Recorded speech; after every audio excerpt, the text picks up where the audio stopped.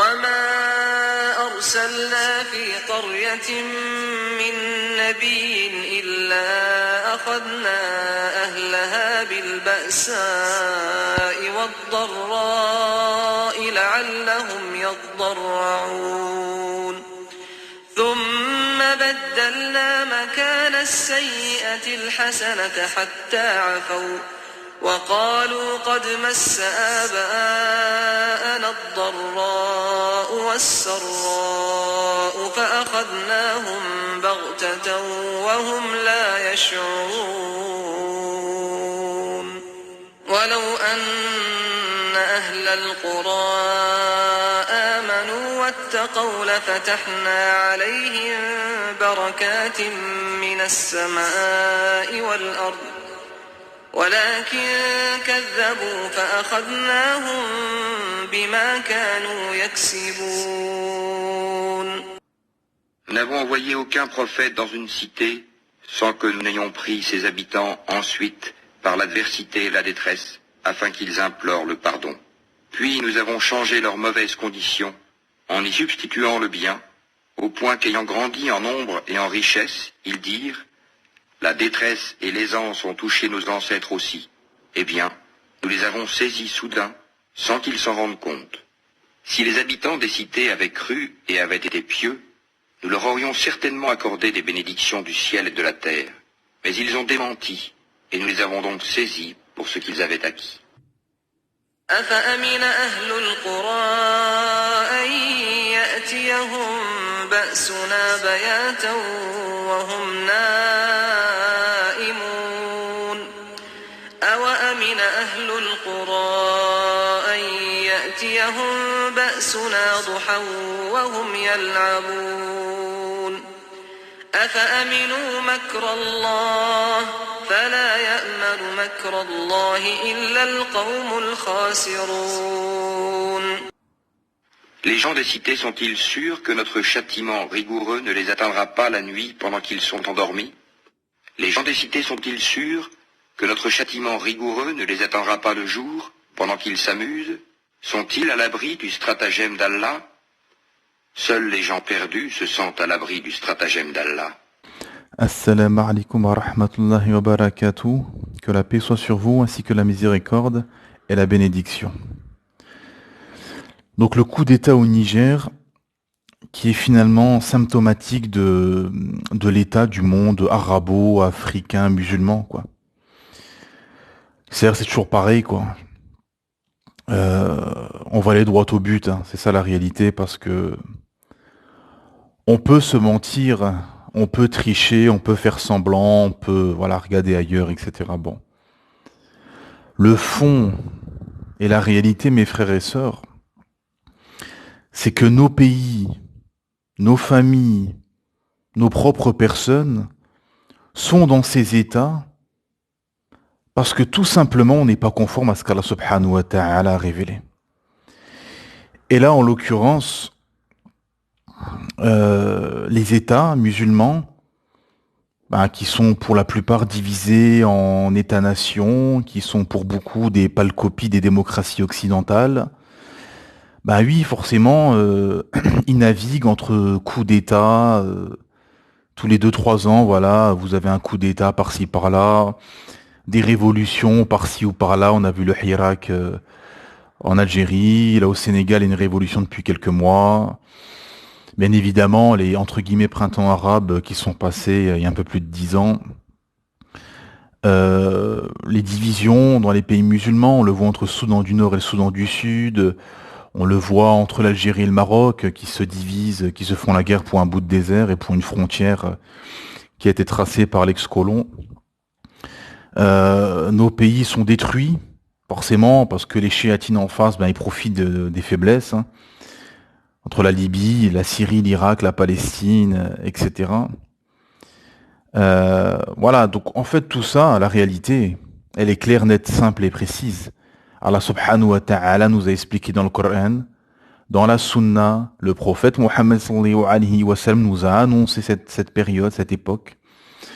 Tout est clair, net et précis, à part ceux qui se mentent encore, ceux qui croient pouvoir sortir la tête de l'eau et sortir de cette humiliation via un autre moyen que le système divin, que ce que Allah subhanahu wa ta'ala nous a révélé, le Coran et la Sunna de son messager, sallallahu alayhi wa sallam, tout simplement. Et la réalité, elle est celle-ci, mes frères et sœurs. Parce que ne viens pas me dire le dirigeant est corrompu, ne viens pas me dire le dirigeant trafique, ne viens pas me dire le dirigeant trichement et compagnie est un tyran, est un dictateur. Si toi-même, tu fais ceci dans ta propre famille, tu es un tyran dans ton foyer, tu es un tyran avec les gens, tu traficotes à gauche, à droite, tu rentres dans le système des pots de vin et t'acceptes ce système. Tu désobéis à Allah subhanahu wa ta'ala. Tu n'autorises pas le convenable et tu blâmes pas le blâmable. Ainsi de suite. Donc ne viens pas me dire le dirigeant ci, le dirigeant ça, quand toi-même tu es peut-être pire que le dirigeant. C'est ça la réalité, mes frères et sœurs. Quelles sont la situation des gens dans ces pays? Quelles sont la situation? Elle est là, le réel il est là. À un moment donné, on peut tricher, se mentir, blablater et compagnie. Non. Il faut regarder les choses claires, nettes et précises, à la lumière du Coran, de la Sunna et de la réalité du contexte. C'est ça la réalité. Hassan al-Basri, rahimahullah, a dit qu'il a rencontré 70 compagnons de la bataille de Badr. Et il dit ça aux personnes qu'il avait en face, donc les tabi'in, on est à l'époque des tabi'in, des meilleures générations. Il dit, si vous les aurez vus, vous aurez dit qu'ils étaient fous. S'ils verraient les meilleurs d'entre vous, ils diraient qu'ils n'auront aucune part dans l'au-delà. Et s'ils verraient les pires d'entre vous, ils diraient que ces gens-là ne croient pas au jour du jugement. Subhanallah al-azim. Et la réalité, elle est là, mes frères et sœurs. Quelle est la situation des gens? C'est-à-dire qu'en fait, on veut améliorer des situations, on veut des États forts, on veut des dirigeants vertueux, mais nous-mêmes, on ne l'est pas. Ça ne peut pas marcher. Ça ne peut pas continuer comme ça. On ne peut pas faire semblant, croire que comme ça, par enchantement, par miracle, ça va changer. Non, c'est la justice divine. Et les versets et les hadiths sont clairs, nets et précis. Qu'est-ce qu'Allah Ta'ala nous dit par rapport à ça? Tout le monde connaît ce verset. Sourate 13, verset 11. Où Allah Ta'ala dit qu'il ne change pas l'état d'un peuple tant que les individus qui composent cette société ne changent pas ce qui est en eux-mêmes. À la sourate 6, au verset 129, Allah Ta'ala nous dit « Allah a mis un injuste à la tête d'autres injustes. » Tout simplement. Et les paroles des savants sont nombreuses par rapport à ceci. Ou Hassan al-Basri, rahimahullah, lui a posé la question « Pourquoi tu ne sors pas contre le gouverneur pour changer les choses, pour changer la situation ?» Hassan al-Basri, rahimahullah, qu'est-ce qu'il dit? Allah ne change pas une situation avec l'épée, mais avec le repentir. Allahu Akbar. En 2 phrases, tout est réglé. Regardez la parole des savants qui parlent avec science et sagesse. Allah ne change pas l'état d'un peuple. Allah ne change pas la situation avec l'épée, mais avec le repentir. C'est pas en allant crier dans la rue, en faisant du bruit comme les animaux dans les rues, en criant et en lançant des slogans creux sans suite, que ceci va changer. Non. Allah Ta'ala attend de nous qu'on se répente, qu'on se réforme et qu'on soit conforme à ce qu'il a révélé, tout simplement. Sa parole et la sunna de son messager, sallallahu alayhi wa sallam. Tout simplement. Tant qu'il n'y aura pas ça, rien ne changera. Rien ne changera. Et on continuera comme ça avec ce spectacle affligeant, les divisions entre pays musulmans, entre des pâles copies des démocraties occidentales avec des constitutions comme ça, toutes mélangées entre l'Occident et l'islam. Des pays qui se font la guerre pour des frontières qui ont été tracées par l'ex-colon comme l'Algérie ou le Maroc, des révolutions comme au Sénégal, des guerres comme il y a eu dans nos pays, etc., ainsi de suite. Parce que, bien évidemment, eux, en face, vous avez des chiatines. Vous avez des chiatines qui profitent de la situation, tout simplement. Profitent de la situation. Qu'est-ce qu'on entend de la part des médias français, par exemple, en France? Qu'est-ce que disent les médias français? Ah non, nous sommes là-haut pour le terrorisme, pour le djihadisme. Ah oui. Il y a de méchants islamistes radicaux qui veulent qui veulent former un califat, des méchants terroristes qui veulent terroriser, tuer les gens et compagnie, blablabla. Oui, eux, ils sortent leurs logorées et leurs mensonges, bien évidemment. On sait très bien pourquoi la France est là-haut. Pour le pétrole et l'uranium qui sont à foison, tout simplement. Hein, le Niger, pardon, est un gros producteur d'uranium et de pétrole. Donc voilà, et bien d'autres minerais, bien évidemment, qu'on qu'on ne dit pas forcément. Hein. On dit pas tout ce que forcément tout ce que ces élites découvrent dans ces contrées qui sont très riches, hein, dans toute cette partie du monde. Bah forcément, ils dévoilent pas tout ce qu'ils découvrent comme minerais et comment dire comme matériaux euh, très puissants et riches, quoi, tout simplement pour le développement des sociétés, etc. Parce que forcément, bah, ces pays sont pauvres. Ces pays sont pauvres, euh, mais en même temps riches, des terres riches. Donc forcément, bah, les gens sont frustrés. Mais la réalité, c'est comme je vous ai dit, tout simplement, c'est que tant qu'on ne reviendra pas à ce qu'Allah subhanahu wa ta'ala a révélé, bah, rien ne changera. Il y aura l'humiliation. Voilà, les hadiths sont nombreux par rapport à ceci. Quand vous ferez ceci, vous aurez des dictateurs. Quand vous ferez cela, vous aurez la sécheresse. Quand vous ferez ceci, vos ennemis viendront piller vos ressources, etc. Tout simplement. Parce que c'est une humiliation. Parce que on n'a pas estimé, on n'a pas estimé, euh, on n'a pas estimé ce qu'Allah subhanahu wa ta'ala nous a révélé. Si ce Coran serait descendu sur une montagne, tu aurais vu cette montagne s'effondrer. Et les gens, bah, en fait, ils prennent ça comme rigolade, ils prennent ça comme coutume, comme tradition, ils prennent comme l'islam comme coutume, comme tradition, comme quelque chose de folklorique, comme ça. Bah oui, bah après oui, bah les gens sont humiliés, c'est sûr. Hein. Parce que c'est pas une coutume ou quelque chose de folklorique, c'est la religion d'Allah subhanahu wa ta'ala, du Seigneur de l'univers, tout simplement. Voilà. Et eux, bah, bien sûr, hein, bah, au Niger, par exemple, vous avez le franc CFA encore, qui est une monnaie de colonisée. Comme je l'expliquais dans un space il y a quelques jours, un space d'Africains, où pareil, bah, vous avez on était à peu près 500, 600 personnes, il y avait quasi que des Africains. Excusez-moi. Beaucoup, voilà, il y avait des avocats, il y avait des anciens secrétaires d'État de tel pays africain ou de tel pays africain, etc. Il y avait des gens qui étaient haut placés en Afrique, bon, ou qui avaient d'anciens statuts. Et moi, je suis arrivé, ben voilà, franco, quoi. Je leur ai dit cash, tout simplement la réalité. Je leur ai dit que, ben, vous suivez un système païen qui est la démocratie, parce qu'ils n'arrêtaient pas de répéter la démocratie dans ce space. Ils l'invoquaient comme une divinité, oh, billah, la démocratie ceci, la démocratie ça, faut revenir à la démocratie, blablabla. Moi je leur ai dit c'est un système païen qui a été hérité de l'impérialisme colonial. Et que même en Occident, forcément, parce que l'Europe a 30 ans, 20, 30 ans d'avance sur l'Afrique, bah ils en sont déjà à changer le système, parce qu'ils ont compris, les masses, on le voit avec les taux d'abstention qui explosent, etc. Bah, les masses en Occident et en France, particulièrement, ont compris que la démocratie était un système de dupes, était un système corrompu où les dés étaient pipés, et que tu avais un système derrière tout ça qui mettait juste des pantins en place et avec le système, avec cette cérémonie maçonnique qui a lieu tous les 5 ans, pour donner l'illusion aux masses d'avoir le pouvoir, quoi, d'avoir le pouvoir de décision.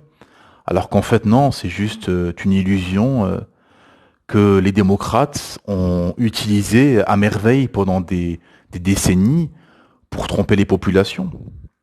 Et moi, je leur ai expliqué tout simplement que c'est un système corrompu, un système païen, et un système qui n'est pas le système divin, qui n'est pas le système du Créateur, Allah subhanahu wa ta'ala, qui nous a révélé une charia, une loi, une législation, avec des règles, des lois, à tous les niveaux, au niveau des transactions commerciales, au niveau des lois, comment nous allons légiférer, au niveau de la société, au niveau euh, du mariage, des divorces, de l'enterrement, ainsi de suite, des relations entre les gens, etc.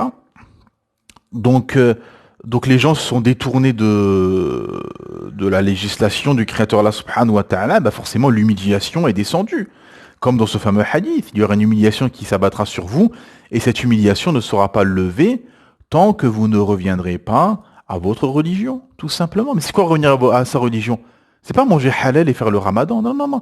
C'est appliquer la sharia, déjà pour soi-même, déjà dans son foyer et au plus haut sommet de l'État. Tout simplement, autoriser le convenable et blâmer le blâmable.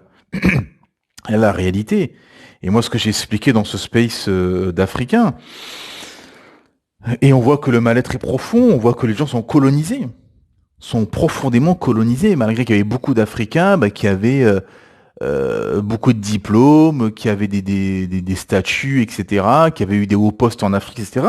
On voit que malgré tout, ils sont colonisés, qu'ils n'arrivaient pas à argumenter et à développer autre que via l'invocation de cette divinité païenne qui est la démocratie. Wal'iyadu billah.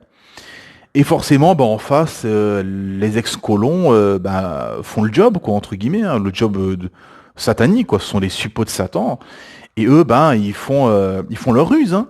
Voilà, ils ressortent à chaque fois qu'il y a des coups d'État ou des révolutions, des problèmes dans les pays africains, à chaque fois, tu as toujours des pitres qui débarquent sur les plateaux de télé en disant oui, on est là-haut pour le djihadisme, le terrorisme et compagnie, et blablabla. Alors que non, on sait très bien pourquoi ils sont dans ces pays-là. Pour l'uranium, le lithium, le pétrole, le gaz et autres matériaux précieux, quoi. Tout simplement. Et ils continuent avec cette monnaie de colonisé, de francs CFA, ce que j'explique aussi dans ce space. Hein. Comment ça se fait qu'au Niger, il y a encore cette monnaie de colonisé, de francs CFA? Comment ça se fait que quand Kadhafi, par exemple, il a voulu avoir des projets grandioses pour l'Afrique, il a été éliminé. Voilà. Et on voit aujourd'hui aussi le désastre même pour l'Europe. On voit que maintenant, la Libye est devenue un peu une passoire et que n'importe qui débarque comme ça illégalement en Europe, quoi. Donc, donc la réalité, elle est là, mes frères et sœurs. C'est que on peut blablater, on peut se mentir, oui mais ça, oui mais non, non mais oui, oui mais en fait le dirigeant, oui mais en fait si, ouais mais en fait ça, ouais mais en fait la réalité c'est qu'en fait on s'est éloigné du Créateur en masse, tout simplement. Voilà. Tout simplement parce que ce qui a donné victoire et ce qui a permis que les premières générations après la révélation du Coran de la Sunna, que les premières générations réussissent, c'est tout simplement que leur logiciel était Sami'ana wa ata'ana. Nous avons entendu et nous avons obéi. Qala Allah, qala Rasoul. Qu'est-ce qu'a dit Allah? Qu'est-ce qu'a dit son messager? Mais comme aujourd'hui le logiciel de la plupart et de beaucoup sont qu'en pense ma raison, que me disent mes passions, etc. Comme j'avais tweeté, bien évidemment, on sera humilié, écrasé, etc. Et ça va même au-delà des États, finalement. Déjà à petite échelle, dans les familles. Les gens sont divisés, les gens se font la guerre, les gens se trahissent et se divisent pour des héritages, pour des poussières éphémères de ce bas monde. Les gens divorcent avec des enfants en bas âge. Les gens même divorcent parfois alors que la femme n'a même pas accouché. Le bébé n'est même pas encore sorti du ventre de sa mère. Les gens ont déjà divorcé. Les gens se font la guerre, sont divisés.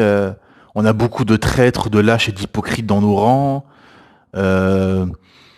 Voilà, le commerce, comme je dis parfois, ça va jusque dans les marchés, dans les pays, dans beaucoup de pays musulmans. Dans les marchés, vous avez le prix à la tête du client. Les pots de vin, ainsi de suite.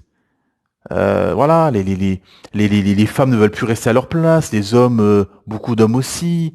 La mentalité féministe, beaucoup se disent oui, pour que les choses avancent, il faut avoir un lobby juif, il faut faire comme les juifs, il faut rentrer dans les partis politiques et compagnie, rentrer dans des systèmes païens humains, ainsi de suite.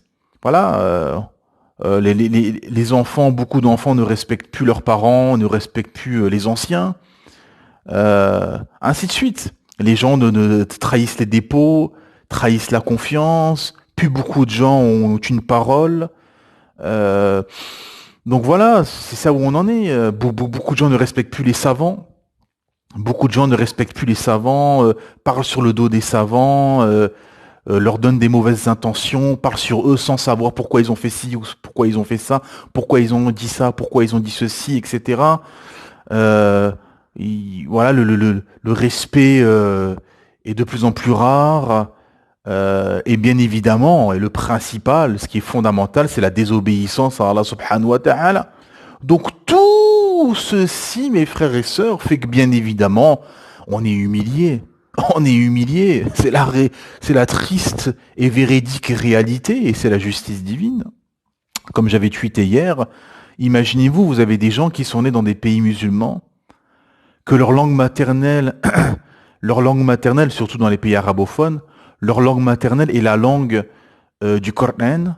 Ils grandissent avec une éducation islamique dans un pays musulman, malgré les défauts, les erreurs, mais alhamdulillah, il y a plus de bienfaits que de méfaits, quand on est un musulman sincère, bien évidemment, qu'il y a l'apprentissage du Coran de façon intensive au plus jeune âge, qu'il y a, malgré tout, vous trouverez quand même des endroits préservés, hein, parce qu'on a souvent ces débats sur les spaces, oui, mais dans les pays musulmans, il y a ci, ouais, mais dans telle ville, il y a ça, oui, mais les pays musulmans sont vastes, comme dans tous les pays d'ailleurs, hein.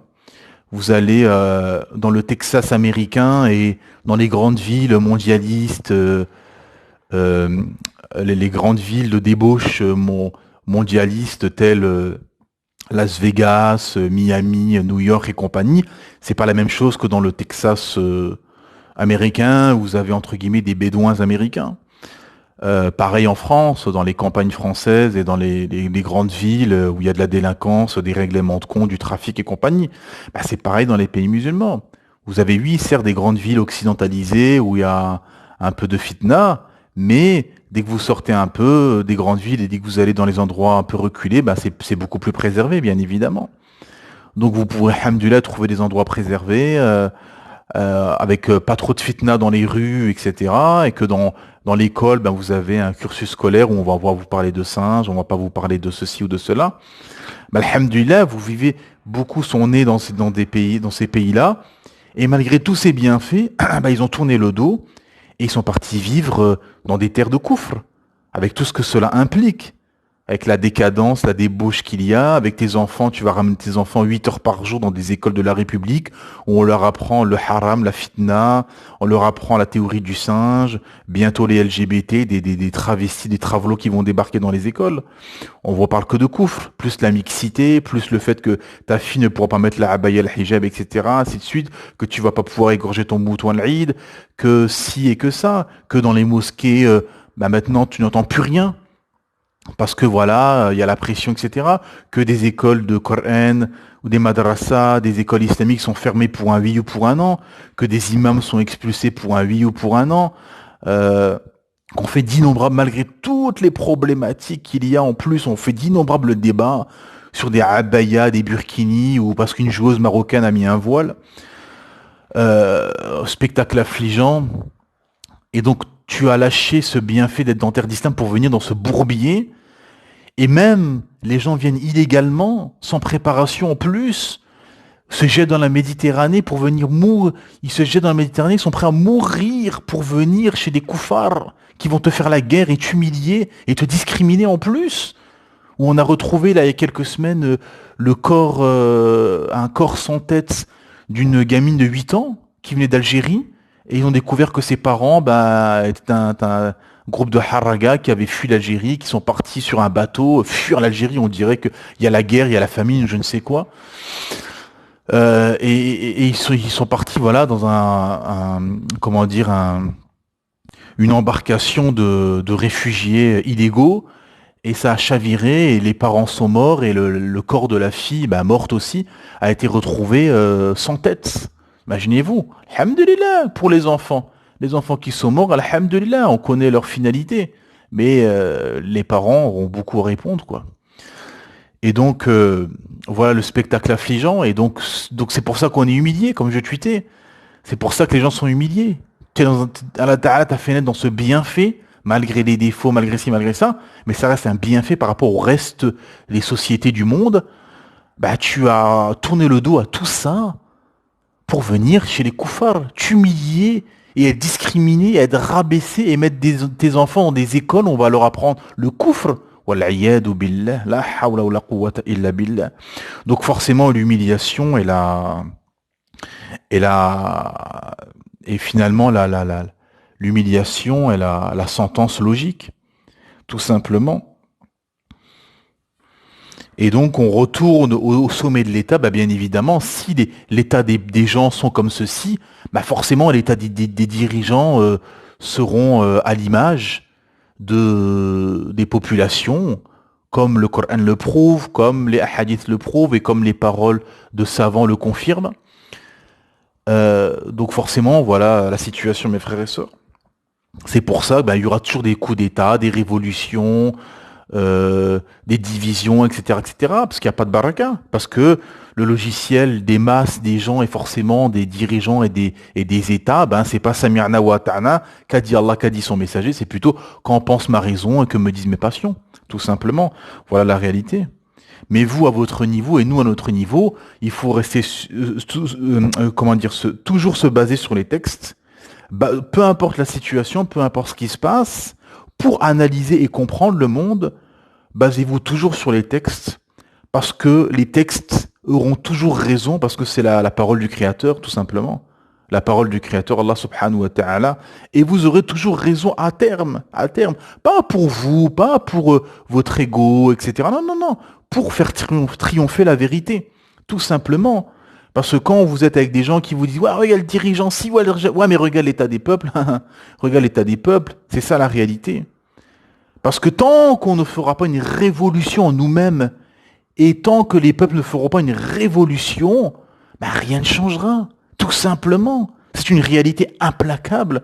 Tu peux mettre des graines sur du marbre, ça poussera jamais. Tes graines, pour que ça pousse, il faudra les mettre sur un terrain fertile, de la terre fertile.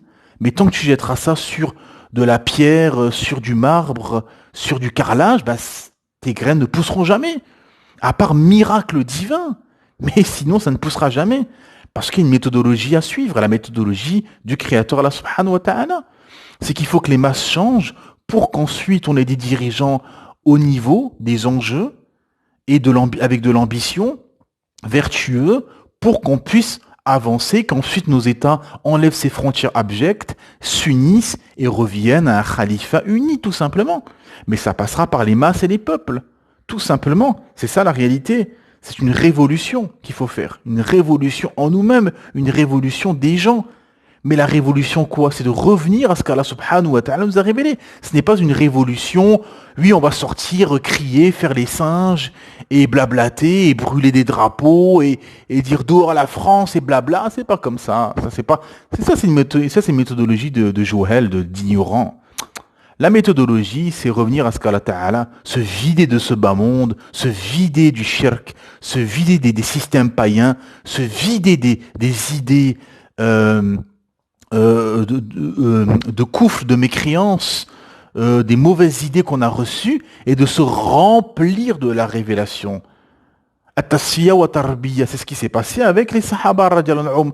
Le prophète les a vidés de la jahiliya, du shirk, des idées fausses, des idées de mécréance, et les a remplis de la révélation.